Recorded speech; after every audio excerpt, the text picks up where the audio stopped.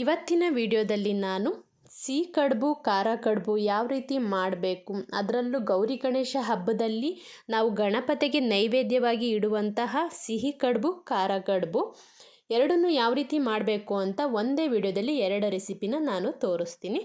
ಮೊದಲು ನಾವು ಅಕ್ಕಿನ ತೊಗೊಬೇಕು. 1 ಗ್ಲಾಸಷ್ಟು ನಾನು ಅಕ್ಕಿನ ತೊಗೊಂಡಿದ್ದೀನಿ. ಮನೆಯಲ್ಲಿ ಯಾವ ಅಕ್ಕಿನ ಬಳಸ್ತೀರಾ ಅದೇ ಅಕ್ಕಿನ ನೀವು ತೊಗೊಳ್ಬೋದು. ಅದರ ಜೊತೆಗೆ 2 ಅಚ್ಚು ಬೆಲ್ಲ ತೊಗೊಂಡಿದ್ದೀನಿ. 1 ಗ್ಲಾಸ್ ಅಕ್ಕಿಗೆ 2 ಅಚ್ಚು ಬೆಲ್ಲ,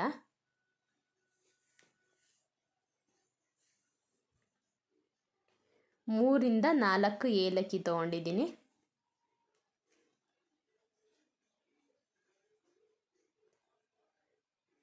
ತೆಂಗಿನಕಾಯಿ, ಅರ್ಧ ತೆಂಗಿನಕಾಯಿನ ನಾನು ತೊಗೊಂಡಿದ್ದೀನಿ. ಅಕ್ಕಿ, ಬೆಲ್ಲ, ಏಲಕ್ಕಿ, ತೆಂಗಿನಕಾಯಿ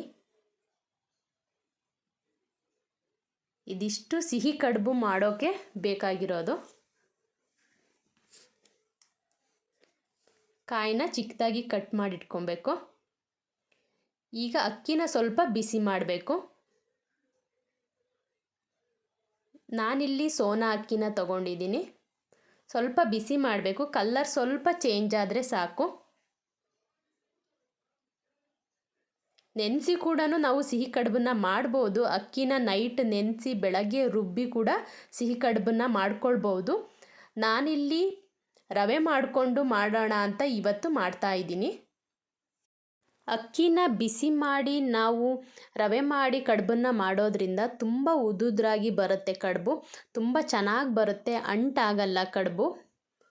ಆದರೆ ನಾವು ನೈಟ್ ಅಕ್ಕಿನ ನೆನೆಸಿಟ್ಟು ಬೆಳಗ್ಗೆ ರುಬ್ಬಿ ನಾವು ಮಾಡೋದ್ರಿಂದ ಏನಾಗುತ್ತೆ, ಸ್ವಲ್ಪ ಅಂಟು ಬರುತ್ತೆ ಕಡುಬು. ಅಷ್ಟು ಚೆನ್ನಾಗಿ ಫಿನಿಶಿಂಗ್ ಕೂಡ ಬರೋದಿಲ್ಲ. ಕಟ್ ಮಾಡಬೇಕಾದ್ರೂ ಅಷ್ಟು ನೀಟಾಗಿ ನಿಮಗೆ ತೆಗಿಯೋಕ್ಕಾಗಲ್ಲ. ಈಗ ರವೆಯಲ್ಲಿ ನೀವು ಮಾಡಿರೋದಕ್ಕೂ ನೀವು ನೆನೆಸಿಟ್ಟು ಅಕ್ಕಿಲಿ ಮಾಡಿರೋದಕ್ಕೂ ತುಂಬ ವ್ಯತ್ಯಾಸ ಇದೆ. ಹಾಗಾಗಿ ನಾನು ಆ ಥರನೂ ನಾನು ಮಾಡಿದ್ದೀನಿ ನೆನೆಸಿಟ್ಟು ಕೂಡ. ಅದಕ್ಕಿಂತ ರವೆನ ನಾವು ಮಾಡೋದ್ರಿಂದ ತುಂಬ ಚೆನ್ನಾಗಿ ಬರುತ್ತೆ ಕಡುಬು.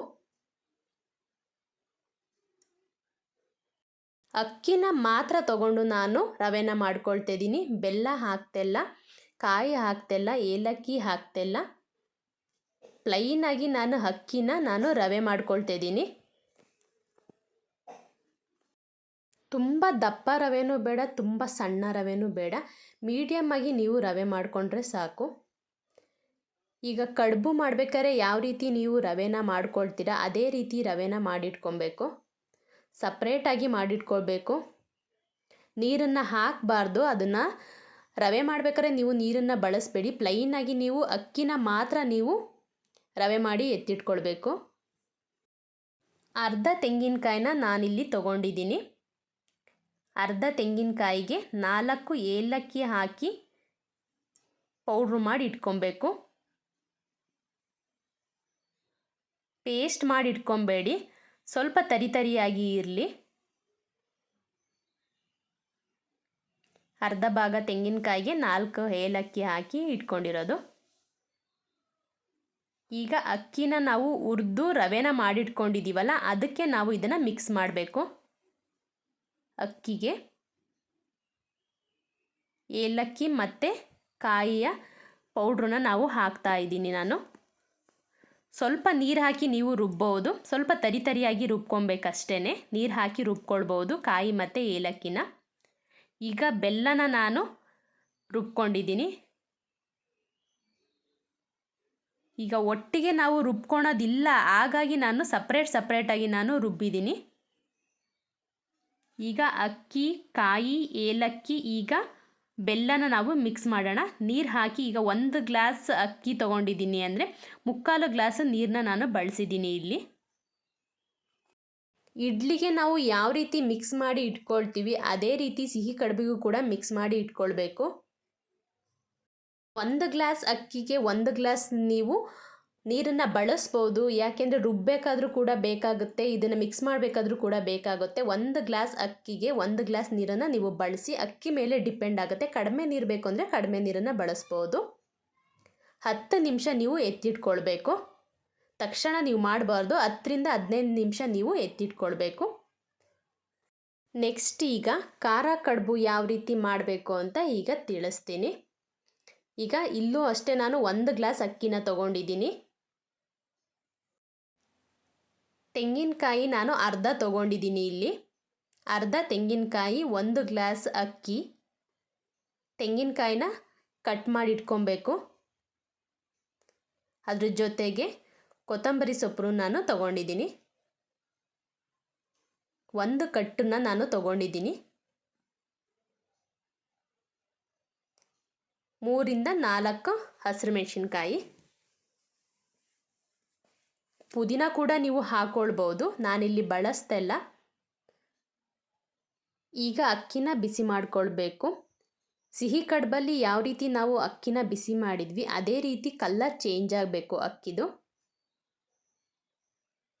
ಖಾರ ಕಡುಬು ಮಾಡಬೇಕಾದ್ರೂ ಕೂಡ ಪುದೀನನೂ ಬೇಡ, ಶುಂಠಿ ಬೆಳ್ಳುಳ್ಳಿ ಇದ್ಯಾವುದನ್ನು ಬಳಸ್ತಲೇ ಪ್ಲೈನಾಗಿ ನೀವು ಮಾಡಿಕೊಂಡ್ರೆ ತುಂಬ ಟೇಸ್ಟಿಯಾಗಿರುತ್ತೆ. ಕಲರ್ ಈಗ ಚೇಂಜ್ ಆಗಿದೆ ಅಕ್ಕಿದು. ಈಗ 4 ರಿಂದ 5 ಹಸಿರು ಮೆಣಸಿನ್ಕಾಯಿನ ನಾನು ಬಿಸಿ ಮಾಡ್ಕೊಳ್ತಾ ಇದ್ದೀನಿ. ಯಾವುದನ್ನು ಕೂಡ ಹಸಿದನ್ನು ಬಳಸಬೇಡಿ.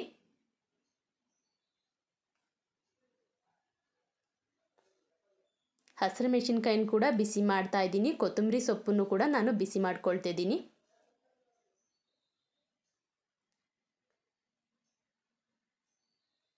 ಹಸಿರು ಮೆಣಸಿನ್ಕಾಯಿ, ಕೊತ್ತಂಬರಿ ಸೊಪ್ಪನ್ನು ಎರಡನ್ನೂ ಕೂಡ ನೀವು ಬಿಸಿ ಮಾಡ್ಕೊಳ್ಬೇಕು. ಹಸಿದನ್ನು ಬಳಸಬೇಡಿ, ಟೇಸ್ಟ್ ಫುಲ್ ಚೇಂಜ್ ಆಗುತ್ತೆ ಹಸಿದನ್ನು ಬಳಸೋದ್ರಿಂದ.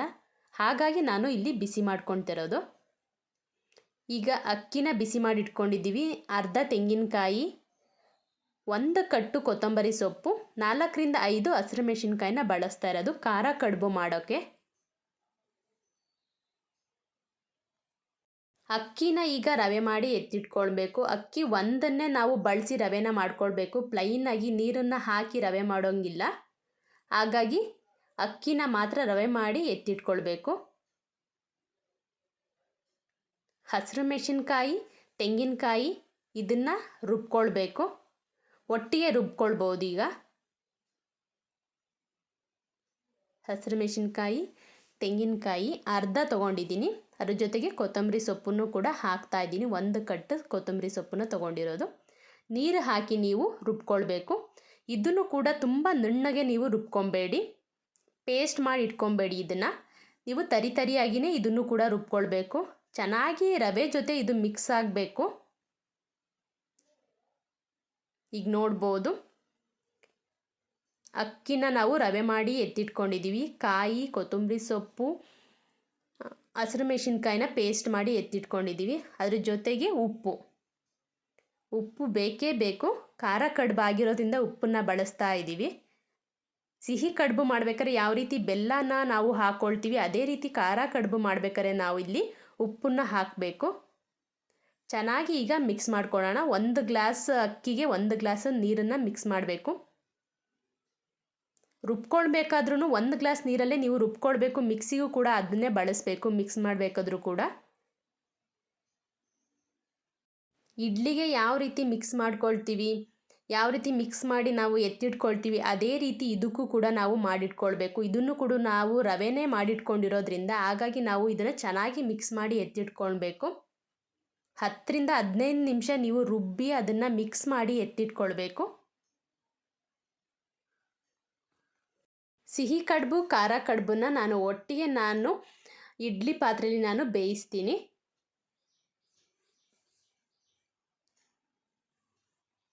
ಮೊದಲು ಖಾರ ಕಡುಬನ್ನ ಫಸ್ಟ್ ನಾನು ಇಡ್ತೀನಿ.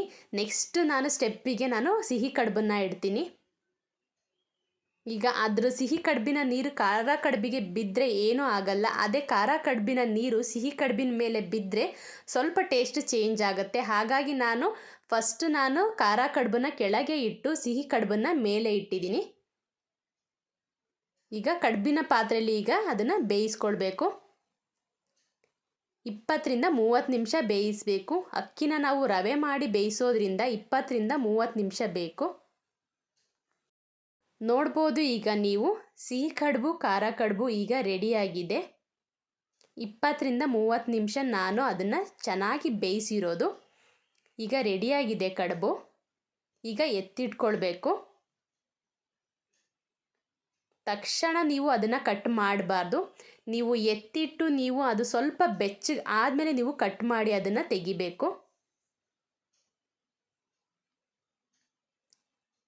ಕಡ್ಬಿನ ಪಾತ್ರೆಯಿಂದ ತೆಗೆದು ನೀವು 5ರಿಂದ 10 ನಿಮಿಷ ಹೊರಗಡೆ ಅದನ್ನು ಇಡಬೇಕು. ಸ್ವಲ್ಪ ತಣ್ಣಗಾದಮೇಲೆ ನೀವು ಯಾವ ಶೇಪ್ ಬೇಕು ನಿಮಗೆ ಆ ಶೇಪಲ್ಲಿ ನೀವು ಕಟ್ ಮಾಡ್ಕೊಳ್ಬೋದು.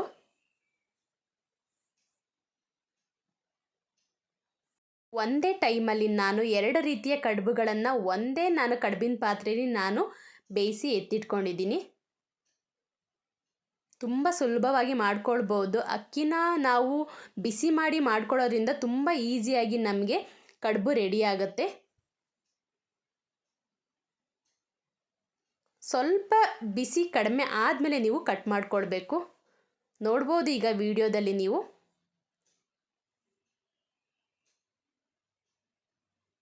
ಸ್ವಲ್ಪ ಬಿಸಿ ಆರಿದ ಮೇಲೆ ನೀವು ಕಟ್ ಮಾಡೋದ್ರಿಂದ ಶೇಪ್ ಚೆನ್ನಾಗಿ ಬರುತ್ತೆ. ಯಾವ ರೀತಿ ನಿಮಗೆ ಬೇಕು, ಯಾವ ಶೇಪ್ ಬೇಕೋ ಆ ಶೇಪಲ್ಲಿ ನೀವು ಕಟ್ ಮಾಡಿ ಎತ್ತಿಟ್ಕೊಳ್ಬೋದು. ಸಿಹಿ ಕಡುಬು ಕೂಡ ರೆಡಿ ಇದೆ. ಈಗ ಖಾರ ಕಡುಬು ಕೂಡ ರೆಡಿ ಇದೆ. ಅಕ್ಕಿನ ನಾವು ಬಿಸಿ ಮಾಡಿ ನಾವು ಮಾಡಿರೋಂಥ ಕಡುಬು ಇದು. ನೀವು ನೋಡ್ಬೋದು ಒಂದೇ ಕಡುಬಿನ ಪಾತ್ರೆಯಲ್ಲಿ ನಾನು ಮಾಡಿಕೊಂಡ್ರೂ ಕೂಡ ಯಾವುದೇ ರೀತಿಯ ವ್ಯತ್ಯಾಸ ಆಗಿಲ್ಲ. ಸಿಹಿ ಕಡುಬಿಗೂ ಕೂಡ ಖಾರ ಕಡುಬಿಗೂ ಕೂಡ ತುಂಬ ಚೆನ್ನಾಗಿ ಬಂದಿದೆ. ಯಾವ ರೀತಿ ನೀವು ಮಿಕ್ಸ್ ಮಾಡಿ ಮಾಡ್ಕೊಳ್ತೀರಾ ಅದ್ರ ಮೇಲೆ ಈಗ ಡಿಪೆಂಡ್ ಆಗುತ್ತೆ. ಕಡುಬು ಈಗ ಗಣೇಶನ ನೈವೇದ್ಯಕ್ಕೆ ಈಗ ರೆಡಿ ಇದೆ. ಇವತ್ತಿನ ವಿಡಿಯೋದಲ್ಲಿ ಗೌರಿ ಗಣೇಶ ಹಬ್ಬದಲ್ಲಿ ಗಣಪತಿಗೆ ನಾವು ನೈವೇದ್ಯವಾಗಿ ಸಿಹಿ ಕಡುಬು ಖಾರ ಕಡುಬನ್ನು ಯಾವ ರೀತಿ ಸುಲಭವಾಗಿ ಮಾಡ್ಕೊಳ್ಬೋದು ಅಂತ ಇವತ್ತಿನ ವಿಡಿಯೋದಲ್ಲಿ ನಾನು ನಿಮಗೆ ತಿಳಿಸಿದ್ದೀನಿ. ಸಿಹಿ ಕಡುಬು ಖಾರ ಕಡುಬಿನ ಕಲ್ಲರು ಕೂಡ ತುಂಬ ನ್ಯಾಚುರಲ್ಲಾಗೆ ಬಂದಿದೆ. ಈಸಿಯಾಗಿ ಖಾರ ಕಡುಬು ಸಿಹಿ ಕಡುಬು ಯಾವ ರೀತಿ ಮಾಡ್ಬೋದು, ಯಾವ ರೀತಿ ಮಾಡಿದ್ರೆ ತುಂಬ ಸಾಫ್ಟಾಗೂ ಇರುತ್ತೆ, ತುಂಬ ಟೇಸ್ಟಿಯಾಗೂ ಇರುತ್ತೆ ಅಂತ ಇವತ್ತಿನ ವಿಡಿಯೋದಲ್ಲಿ ನಾನು ನಿಮಗೆ ತಿಳಿಸ್ಕೊಟ್ಟಿದ್ದೀನಿ. ಇವತ್ತಿನ ವಿಡಿಯೋ ನಿಮಗೆ ಇಷ್ಟ ಆಗಿದ್ರೆ ವಿಡಿಯೋನ ಲೈಕ್ ಮಾಡಿ, ಶೇರ್ ಮಾಡಿ, ಕಮೆಂಟ್ ಮಾಡಿ, ಸಬ್ಸ್ಕ್ರೈಬ್ ಆಗೋದನ್ನ ಮರಿಬೇಡಿ. ನೆಕ್ಸ್ಟ್ ವಿಡಿಯೋದಲ್ಲಿ ಇನ್ನಷ್ಟು ಹೊಸ ತರಹದ ಅಡುಗೆಗಳನ್ನು ನೋಡ್ಬೋದು. ಇಲ್ಲಿಗೆ ಇವತ್ತಿನ ವಿಡಿಯೋನ ಎಂಡ್ ಮಾಡ್ತಾ ಇದ್ದೀನಿ. Thank you.